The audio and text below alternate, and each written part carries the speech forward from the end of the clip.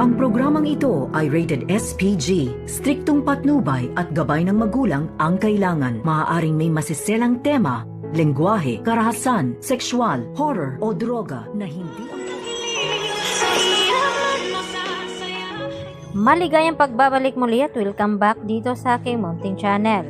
Narito na nga ang ating pagkatutukan mamaya sa abot kamay na pangarap.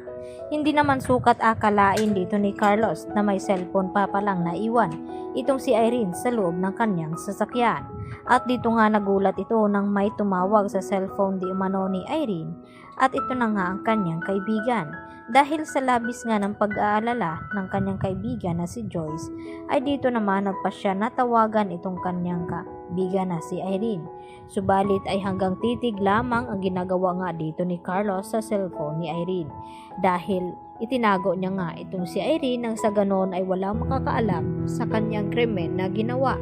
Lalong-lalo na nag-aalala ng husto itong si Harry at nagtataka kung bakit ganito ang inaasta ng kanyang ama na si Carlos na hindi naman daw ito ganito noon. At nagpasya nga itong si Harry na puntahan itong si Irene nang sa ganon ay makausap at makilala niya nga ito.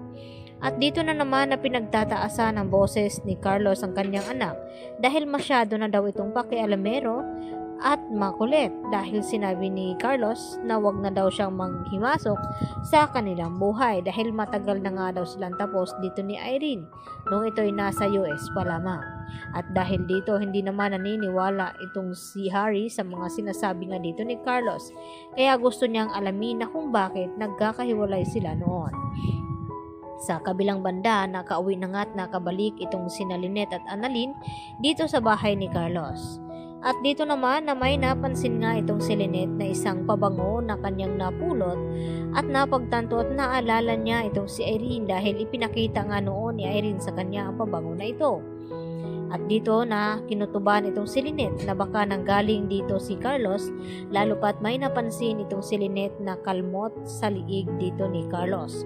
At hindi ordinaryong kalmot lamang ito dahil tila nag-aaway nga itong si Irene at itong si Carlos at hindi nga nagkamali ang hinala dito ni Lynette.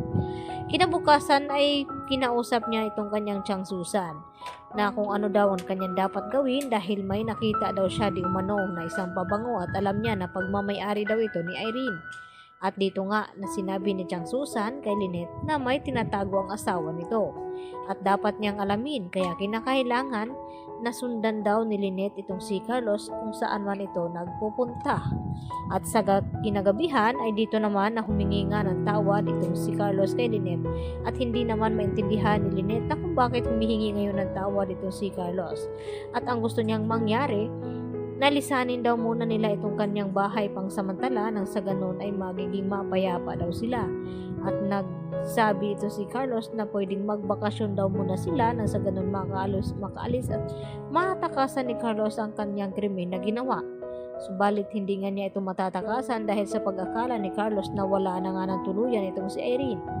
At ang malaking pasabog dahil buhay pa pala ito at ito nga ay humihingi ng tulong ngayon sa kanyang kaibigan na tulungan daw siya dahil itinatago daw siya ngayon ni Carlos Benitez. At ito ay kinakailangan na tumawag daw ng pulis di umano ang kaibigan ni Irene sa ganun isumbong ang mga ginagawa dito ni Carlos. Samantala, hindi makapaniwala itong si Annalyn at Lynette na si Moira pala ang nagtulong sa mga SWAT o pulis na makapasok doon sa loob ng city jail at naligtas sila. At ganoon din naman ang inaakala dito ni Chang Susan na ang impacta ay hindi daw ito nagbabago.